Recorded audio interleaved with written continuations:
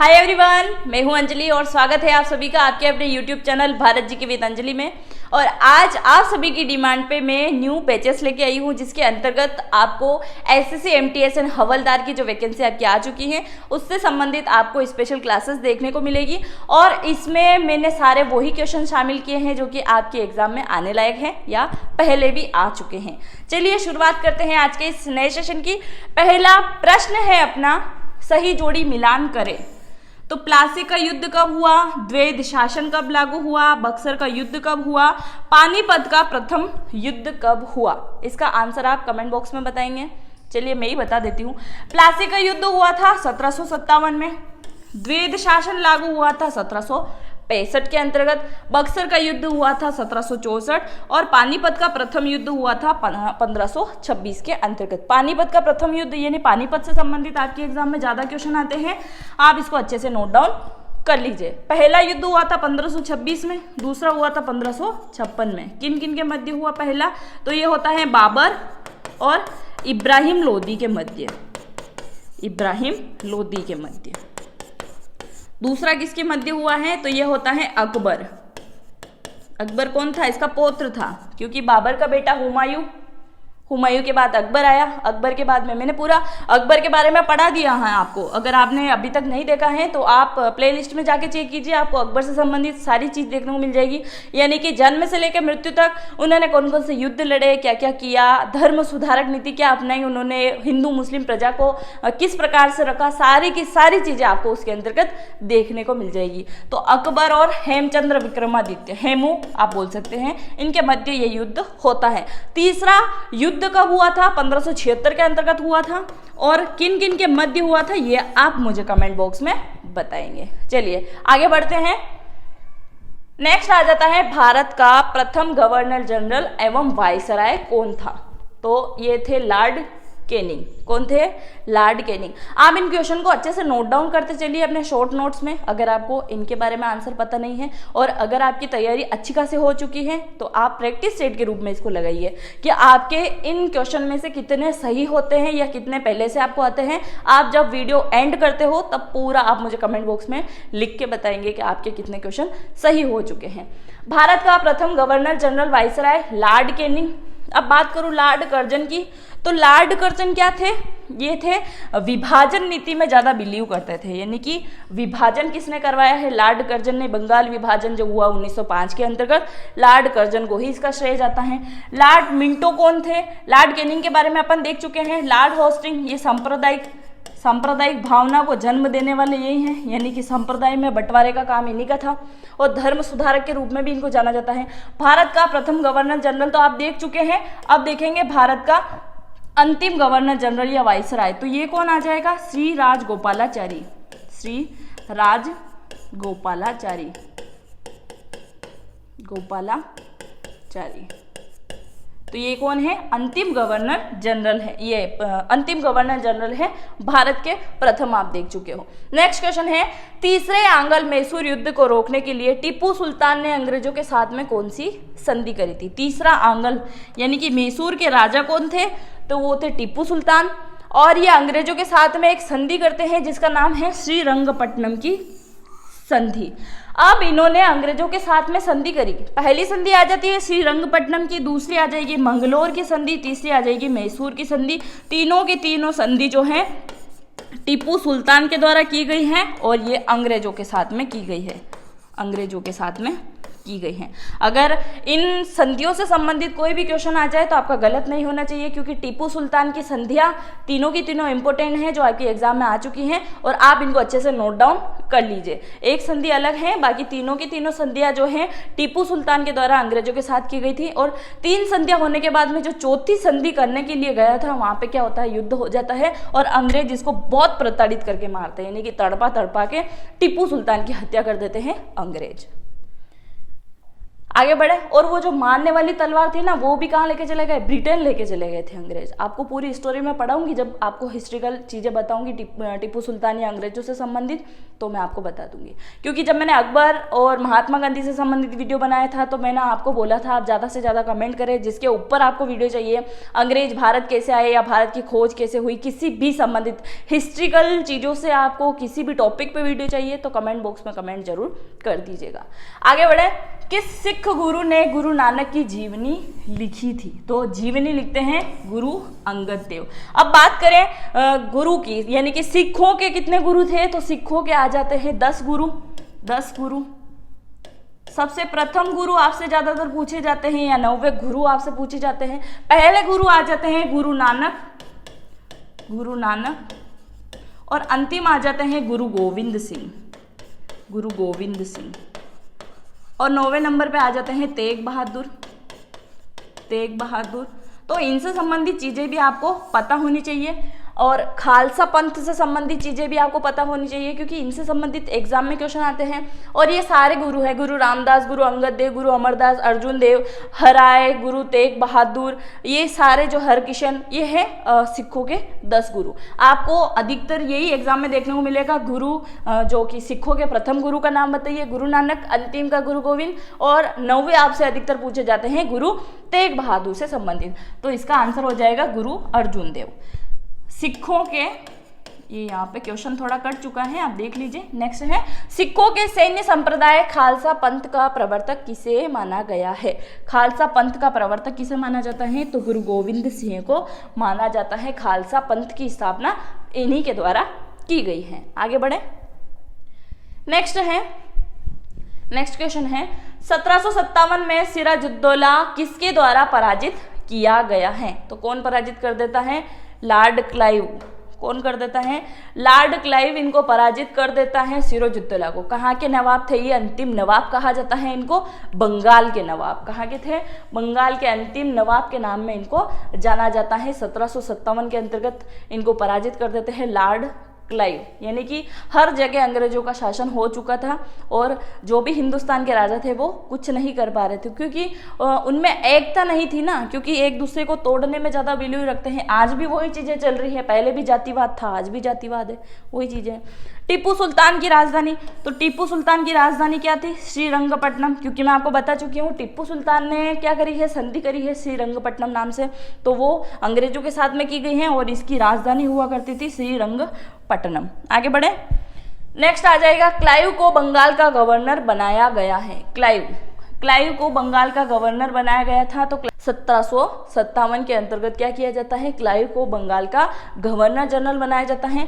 और 1756 में क्या होता है, ब्लैक होल संधि होती है। क्या होता है, ब्लैक होल त्रासदी होती है, ब्लैक होल त्रासदी होती है। त्रासदी कौन करता है, ब्लैक होल, तो ये सिराजुद्दौला के द्वारा की जाती है। किसके लिए, बंगाल को वापस पाने के लिए वो कर देता है। और 1757 में तो क्या होता है, वो हार ही जाता है अंग्रेजों के द्वारा और फिर उसको पराजित कर देते हैं, जो कि आप देख चुके हो। 1920 की अगर मैं बात करूँ तो 1920 में होता है असहयोग आंदोलन। 1920 में क्या होता है, असहयोग आंदोलन होता है। और 1600 की अगर मैं बात करूं तो 1600 में क्या हो जाता है, ईस्ट इंडिया कंपनी की स्थापना कर देते हैं अंग्रेज, यानी कि पूरा रज बस जाते हैं इंडिया के अंदर। पहले कब आते हैं, जहांगीर के शासनकाल में आते हैं, बोलते हैं हम रोजगार उपलब्ध कराएंगे, हमको फैक्ट्री बनाने के लिए परमिशन दे दो। फिर बाद में इनकी जड़ें इतनी मजबूत हो जाती है कि 1600 में क्या आ जाती है, ईस्ट इंडिया कंपनी की शुरुआत ये कर देते हैं। अंग्रेजों का सर्वाधिक विरोध किसने किया, यानी कि अभी तक आपको क्या पता था, अंग्रेजों का तो विरोध पूरे भारत में ही किया गया था, पर सबसे ज्यादा किसने किया था, तो अंग्रेजों का सर्वाधिक विरोध करते हैं मराठा। और मराठा में नाम आते ही छत्रपति शिवाजी का नाम सबसे पहले आ जाता है। हिंदुओं ने भी किया है क्योंकि क्रांतिकारी कम नहीं हुए हैं, रानी लक्ष्मीबाई, झांसी की रानी, भगत सिंह, तात्या टोपे, राम प्रसाद बिस्मिल, बहुत सारे हुए हैं। सिख धर्म में भी ये 10 गुरु में से भी रहे हैं। मुस्लिमों भी अशफाक उल्लाह खान, बहुत सारे रहे हैं क्रांतिकारी जो कि अंग्रेजों का विरोध किया था। और सबसे ज़्यादा अगर आपसे पूछा जाए किसने किया है तो ये करते हैं मराठे, यानी कि मराठों के द्वारा सबसे अधिक इनका विरोध किया गया था, इनको भगाने के लिए। नेक्स्ट है, विश्व का सबसे बड़ा लिखित एवं सर्वाधिक व्यापक संविधान किस देश का है? क्योंकि विश्व का सबसे बड़ा लिखित संविधान आपसे पूछा गया है तो ये आ जाएगा भारत। और भारत का संविधान एकमात्र ऐसा उदाहरण है जो कि पूरे जितने भी देश के संविधान हैं उनसे कोई ना कोई चीज़ तो ली हुई है, यानी कि सभी संविधानों का सम्मिश्रण आप बोल सकते हो भारत के संविधान को। अगर आपसे पूछा जाए कि कौन से देश का संविधान लिखित संविधान नहीं है तो ब्रिटेन का संविधान जो है लिखित संविधान नहीं है। ब्रिटेन से अपन ने क्या लिया है? एकल नागरिकता। क्या ली है? एकल नागरिकता। एकल नागरिकता कहाँ से ली गई है? ब्रिटेन से ली गई है। भारत का आपने देख लिया है विश्व का सबसे बड़ा संविधान है। कनाडा की अगर मैं बात करूं तो कनाडा से क्या लिया गया है कि संसद के अंतर्गत क्या है, आप कोई भी कानून बना सकते हो, यानी कि कानून बनाने का अधिकार। क्या है? कानून बनाने का अधिकार यहाँ से लिया गया है। ऐसे क्वेश्चन आपके एग्जाम में आते हैं, आप अच्छे से नोट डाउन करते चलिए इनको। अमेरिका की अगर मैं बात करूं तो अमेरिका से क्या लिया गया है? मूल अधिकार, मौलिक अधिकार, जो आप समझो मूल अधिकार यहाँ से लिए गए हैं अमेरिका के अंतर्गत। भारत आप देख चुके हो, तो ये सारी चीजें आप अच्छे से नोट डाउन कर लीजिए क्योंकि इनसे संबंधित आपके एग्जाम में क्वेश्चन आएगा ही आएगा। क्योंकि अभी तक जो मैंने क्वेश्चन शामिल किया है वो आपकी एसएससी की एग्जाम में आ चुके हैं और एक दो क्वेश्चन ऐसे होंगे जिनकी संभावना है आने लायक, क्योंकि काफी समय और दूसरी एग्जाम में भी वो वाले क्वेश्चन पूछे गए हैं। नेक्स्ट है, भारतीय संविधान का अभिभावक कौन है? इनमें से आप आंसर बताइए कि अभिभावक किसे माना गया है भारतीय संविधान का? राष्ट्रपति जी को नहीं माना जाता है, प्रधानमंत्री को नहीं माना जाता है, निर्वाचन आयोग को नहीं माना जाता है और सर्वोच्च न्यायालय के न्यायाधीशों को भी नहीं माना जाता है, क्योंकि ये संविधान से बढ़कर कुछ भी नहीं है, संविधान के बाद ही इन सभी का नाम आता है। तो इसका आंसर हो जाएगा सर्वोच्च न्यायालय। क्या हो जाएगा? सर्वोच्च न्यायालय हो जाएगा इसका आंसर। राष्ट्रपति जी है और प्रधानमंत्री है, निर्वाचन आयोग है और सर्वोच्च न्यायालय के न्यायाधीश हैं, ये सभी संविधान के अंतर्गत ही आते हैं, क्योंकि संविधान में कोई ना कोई अनुसूची में इनके बारे में लिखा हुआ है तो उसके अंतर्गत ही आते हैं। ये अभिभावक नहीं हो सकते हैं। तो कौन है इसका अभिभावक? सर्वोच्च न्यायालय। अगर आपसे पूछा जाए कि संविधान को निर्माण होने में कितना वर्ष लगा या कितना टाइम लगा, तो 2 वर्ष 11 माह और 18 दिन लगे हैं। अस्थायी अध्यक्ष कौन है? तो अस्थायी अध्यक्ष आ जाएंगे डॉक्टर सच्चिदानंद सिन्हा। संविधान निर्माता कौन है? मुंशी जी का नाम भी आता है और किसका नाम आता है?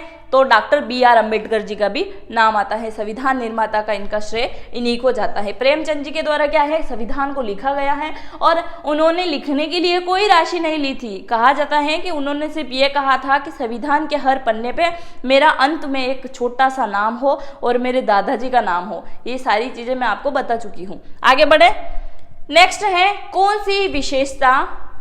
सी विशेषता भारतीय संघ और अमेरिकी संघ दोनों से साझा की गई है? यानी कि जो संविधान के अंतर्गत चीजें ली गई हैं वो भारतीय संविधान के अंतर्गत भी आती है और अमेरिकी संविधान के अंतर्गत भी आती है। तो ये आ जाएगा संविधान की व्याख्या के लिए संघीय उच्चतम न्यायालय। एकल नागरिकता कहाँ की है? तो ये आ जाएगी ब्रिटेन की। दोहरी नागरिकता अमेरिका की। संविधान की 3 सूचियां कौन कौन सी है? 7 सूची के अंतर्गत आती हैं और 7 सूची के अंतर्गत 3 सूचियों को शामिल किया गया है। 3 सूचियां कौन कौन सी है? राजकीय सूची, समवर्तीय सूची और संघीय सूची। तो ये तीनों सूचियां किसके अंतर्गत आ जाती है? तीसरे मतलब 7वें सूची के अंतर्गत तीसरी सूचियां जो डाली गई हैं वो है राजकीय सूची, समवर्ती सूची और संघीय सूची, जो कि भारतीय संविधान के अंतर्गत शामिल है। नेक्स्ट है, संविधान के किस अनुच्छेद के प्रावधानों के अंतर्गत भारत सरकार के द्वारा भारत रत्न, पद्म विभूषण आदि पुरस्कार प्रदान किए जाते हैं?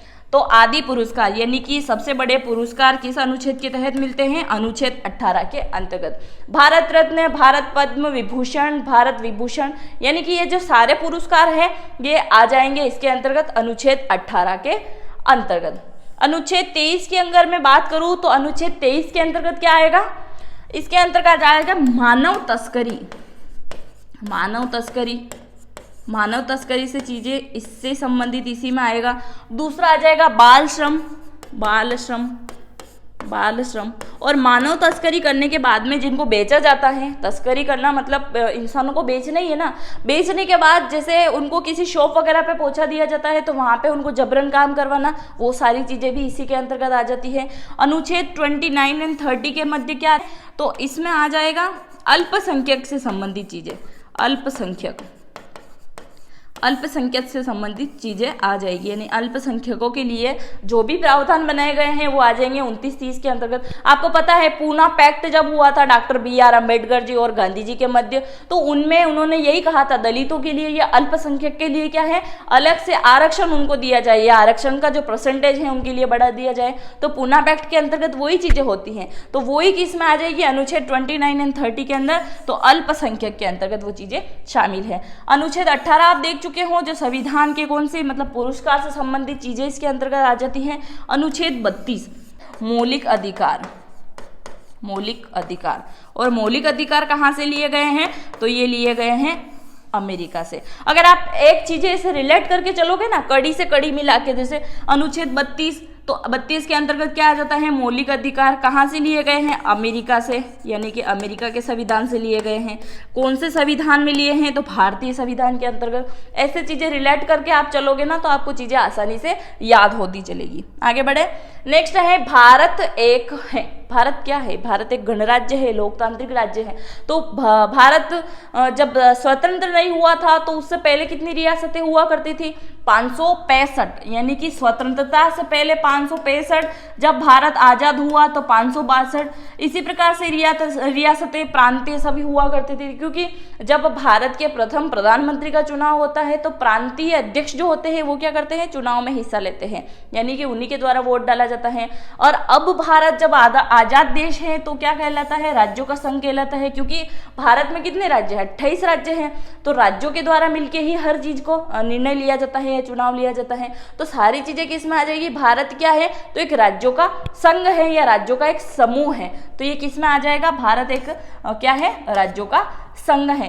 इकाई प्रणाली वाला राज्य कौन सा है, तो एकल जो नागरिकता अपन ने देखी वो ब्रिटेन के अंदर है, तो इकाई प्रणाली भी वही है। अपना जो भारत है वो क्या है, लोकतांत्रिक राज्य है। देश एक भाषा राज्य के रूप में गठित किया गया है, तो ये हो जाता है 1953 के अंतर्गत। और एकमात्र पहला राज्य ऐसा है जो कि क्या है, भाषाई आधार पे अलग हो जाता है, यानी कि भाषाई के आधार पे क्या है, राज्य की डिमांड कर देता है कि अलग से राज्य होना चाहिए, हमारे इधर ये लैंग्वेज चलती है। तो आंध्र प्रदेश से तेलंगाना अलग होता है 2014 के अंतर्गत। 1947 में भारत आजाद होता है। 1950 में क्या होता है, संविधान अंगीकृत होता है भारत का। आगे बढ़े, 500 से अधिक रियासतों को भारत में विलय करने के लिए उत्तरदायी था, यानी कि 500 से अधिक, जब भारत आजाद हुआ तब रियासतें थी 562 और 500 से अधिक रियासतों को भारत के अंतर्गत शामिल किया, क्योंकि भारत पाकिस्तान का बंटवारा हो चुका था और सारी रियासतों को लगभग भारत में शामिल होना था, परंतु 3 ऐसी रियासतें थी जिनको इसके अंतर्गत शामिल करने के लिए बहुत प्रॉब्लम आई थी। सरदार वल्लभ भाई पटेल को ये श्रेय जाता है और इन्हीं की बदौलत क्या है, भारत एक बहुत बड़ा राष्ट्र है, यानी कि वो अगर ये सारी चीजें नहीं करते या रियासतों को एक साथ नहीं लेके आते तो शायद भारत एक अभिन्न अंग जो इतना बड़ा बन चुका है वो नहीं होता, यानी कि बड़ा राष्ट्र ना होके ये रियासतें जो हैं अलग अलग देशों में बढ़ जाती और आपको एक दूसरे, यानी कि ये जो अभी राज्य है इनमें जाने के लिए आपको क्या है, वीजा लगाना पड़ता और वीजा के अंतर्गत ही सारी चीजें हो जाती। समझ रहे हो ना।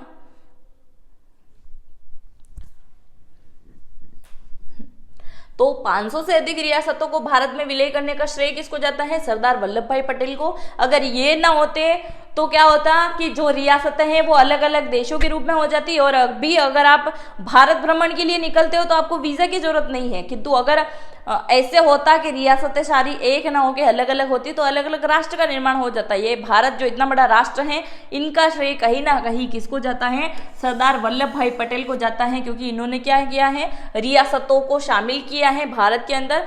3 रियासतों को शामिल करने में इनको बहुत ज्यादा जोर लगाने की जरूरत पड़ी थी, जूनागढ़ रियासत, हैदराबाद रियासत और जम्मू कश्मीर की रियासत। दूसरा, पंडित जवाहरलाल नेहरू, तो ये कौन थे, ये देश के प्रथम प्रधानमंत्री थे, पंडित जवाहरलाल नेहरू। डॉक्टर BR अम्बेडकर, संविधान निर्माता इनको कहा जाता है, BR अम्बेडकर जी को। KM मुंशी को बहुत सारे चीजों से अपन याद कर सकते हैं, राजनेता के रूप में भी इनको याद कर सकते हैं हम। और धार्मिक सम्मेलन वगैरह भी इन्होंने किया है, बहुत सारे आंदोलन भी इनके द्वारा किए गए हैं, कवि भी ये हैं, व्यंग्यकार भी ये हैं के.एम. मुंशी जी। और के.एम. मुंशी नाम के 2 से 3 व्यक्ति हैं, तो ये आपको कंफ्यूज कर सकते हैं क्वेश्चन। भारत संघ में वर्तमान में कितने राज्य हैं? तो 28 राज्य हैं और 8 क्या हैं? यूनियन टेरिटरीज है, यानी कि केंद्र शासित प्रदेश कितने हैं? 8 हैं और 28 राज्य हैं। आगे बढ़े। नेक्स्ट है राज्य पुनर्गठन अधिनियम को पारित किया गया था। राज्य पुनर्गठन अधिनियम को कब पारित किया गया था? तो ये पारित किया जाता है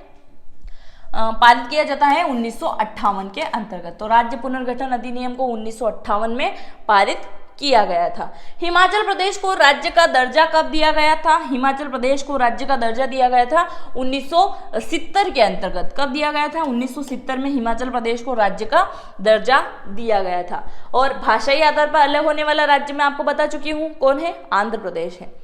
आगे बढ़े। नेक्स्ट है व्यक्तिगत ट्रैक मुकाबले में ओलंपिक फाइनल तक पहुंचने वाली प्रथम भारतीय महिला कौन है? व्यक्तिगत ट्रैक यानी कि रनिंग के लिए आप बोल सकते हो, बोलते हैं ना तो दौड़ के क्या पीटी उषा बनेगी, वही चीजें हैं। तो पीटी उषा क्या है? व्यक्तिगत ट्रैक मुकाबले में ओलंपिक फाइनल तक पहुंचने वाली प्रथम भारतीय महिला है। आरती झा, आरती शाह हो जाए, आरती शाह। तो आरती शाह कौन है? तो यह है तैराकी से संबंधित, तैराकी। पीटी उषा, पीटी उषा कहाँ से आती है? केरल से आती है PT Usha. PV Sindhu badminton खेलती है ये, और अभी इन्होंने क्या है? स्वर्ण पदक जीता था ओलंपिक के अंदर, और ये तो मैंने ऐसे ही ले लिया था ऑप्शन। तो इसका आंसर क्या हो जाएगा? पीटी उषा। नेक्स्ट है स्वतंत्र भारत ने पहली हॉकी के खेल में अपना पहला ओलंपिक स्वर्ण किस वर्ष में जीता था? स्वतंत्र भारत ने पहली हॉकी, अगर हॉकी का नाम आ जाए तो आपका आंसर होगा 1948। और अगर आपसे स्वतंत्र भारत का पहला ओलंपिक अगर आपसे पूछा जाए तो हो जाएगा 1948, सॉरी। स्वतंत्र भारत ने पहली ओलंपिक हॉकी खेल में अपना पहला ओलंपिक स्वर्ण पदक कब जीता था? 1948 के अंतर्गत जीता था। आगे बढ़े। नेक्स्ट है हिमाचल प्रदेश में स्थित दर्रा कौन सा है? हिमाचल प्रदेश में स्थित दर्रा है शिवकिला दर्रा। कौन सा है? शिवकिला दर्रा। मैं दर्रे के बारे में भी आपको बता चुकी हूँ, दर्रे से संबंधित भी आपको वीडियो प्लेलिस्ट में मिल जाएगा। और अगर आपने अभी तक नहीं देखा है, तो अगर आप कोई भी कॉम्पिटिटिव एग्जाम की तैयारी कर रहे हैं तो भारत जीके बहुत वेटेज रखता है, तो इससे संबंधित भी वीडियो आपको प्लेलिस्ट में मिल जाएंगे, आप देख लीजिए। मैंने ट्रिक वाइज आपको उसमें बताया है। शिवकिला दर्रा कहाँ का है? हिमाचल प्रदेश। और काराकोरम दर्रा ये कहाँ का आ जाएगा? जोजिला दर्रा कहाँ का आ जाएगा? ये जम्मू कश्मीर लद्दाख के एरिया के दर्रे हैं, काराकोरम दर्रा और जोजिला दर्रा। नाथुला दर्रा, नाथुला दर्रा और जेलेब दर्रा। नाथुला और जेलेब दर्रा के बारे में मैंने आपको एक फनी ट्रिक बताई थी कि नाथुलाल पहले जलेबी बनाना सीख ले। क्या है? नाथुलाल पहले जलेबी बनाना सीख ले। नाथुला से नाथुला दर्रा, जलेबी से जेलेब, और बनाना सीख ले। सीख ले का मतलब हो जाएगा सिक्किम, सिक्किम। ट्रिक वाइज मैंने आपको उसमें समझा रखा है, अगर आपने दर्रे का वीडियो नहीं देखा है तो आप प्लेलिस्ट में जाके जरूर चेक कर लीजिएगा। नेक्स्ट है कौन सा दर्रा पश्चिमी घाट पर्वतमाला में स्थित नहीं है? स्थित नहीं है, पश्चिमी घाट के अंतर्गत क्या आ जाएगा? मुंबई की बात यहाँ हो रही है, तो मुंबई के पश्चिमी एरिया में जो घाट स्थित है, थाल घाट, भोर घाट और पाल घाट। पीपली घाट नहीं है। और बाकी जो एरिया है वहाँ पे पहाड़ी इलाके हैं, तो वहाँ पे क्या है? दर्रे आ जाएंगे। और ये जो समुद्री इलाका है यहाँ पे क्या आ जाएंगे? घाट आ जाएंगे। तो थाल घाट, बोर घाट, पाल घाट मुंबई के अंदर स्थित है, और ये मैं आपको पढ़ा चुकी हूँ। आगे बढ़े। सुंदरवन का डेल्टा कौन सी नदी बनाती है? सुंदरवन कहाँ पे है? तो ये है पश्चिम बंगाल के अंतर्गत। पश्चिम बंगाल की मुख्यमंत्री कौन है? ममता बनर्जी है। कौन सी नदी वहाँ की प्रसिद्ध है? हुगली नदी वहाँ की प्रसिद्ध है। हावड़ा ब्रिज वहाँ का प्रसिद्ध है। दुर्गा पूजन वहाँ का प्रसिद्ध है। फोर्ट विलियम्स वहाँ का प्रसिद्ध है। बहुत सारी चीजें हैं जो कलकत्ता की बहुत ज्यादा प्रसिद्ध है, यानी कि पश्चिम बंगाल की। सुंदरवन का डेल्टा कौन सी नदी बनाती है? ये बनाती है गंगा ब्रह्मपुत्र नदी। गंगा का उद्गम की अगर बात करूं तो गंगोत्री उत्तराखंड से होता है। गंगा यमुना ये हिमालय अफवाह तंत्र और प्रायद्वीपीय नदियां और अंतःस्थवी नदियां, सारी की सारी नदियां भी मैं आपको पढ़ा चुकी हूं। अगर आपने नहीं देखा है तो आप देख लीजिएगा। हुगली नदी ये कहाँ की है? ये प्रमुख नदी है कलकत्ता की, यानी कि पश्चिम बंगाल की। और हुगली नदी भी कहाँ पर मिल जाती है? एंड में जाके अरब सागर की खाड़ी में। बंगाल की खाड़ी में, बंगाल की खाड़ी में। हुगली नदी, तो हुगली नदी कहाँ की प्रमुख है? ये भी पश्चिम बंगाल की प्रमुख नदियों में से एक है। इंदौर के समीप स्थित जानापाव की पहाड़ी का स्रोत है, यानी कि जानापाव की पहाड़ी से कौन सी नदी निकलती है? इंदौर के पास। इंदौर के पास में एक स्थान है, यानी कि महू, एक शहर है महू, जहाँ पे क्या है? जानापाव की पहाड़ियां हैं। महू किसका जन्म स्थान है? Doctor B.R. अम्बेडकर, जिन्होंने क्या किया है? संविधान का निर्माण किया है। B.R. अम्बेडकर, इनकी जन्मस्थली यही है, इंदौर के पास में, महू के अंतर्गत। इंदौर के समीप स्थित जानापाव की पहाड़ी से कौन सी नदी निकलती है? तो चंबल नदी निकलती है। ताप्ती नदी निकलती है मुलताई से, मुलताई स्थान से निकलती है। नर्मदा नदी अमरकंटक की पहाड़ी से, और कूनो निकलती है मध्य प्रदेश के शिवपुरी जिले से। ये थे आज के अपने 25 मोस्ट इंपोर्टेंट क्वेश्चन, जो कि SSC MTS से संबंधित काफी ज्यादा इंपोर्टेंट है। अगर आपको आज का सेशन अच्छा लगा है तो अपने दोस्तों के साथ में जरूर शेयर कीजिएगा, और चैनल को अगर आपने अभी तक सब्सक्राइब नहीं किया है तो सब्सक्राइब जरूर कीजिएगा। मिलते हैं नेक्स्ट वीडियो में। जय हिंद, जय भारत।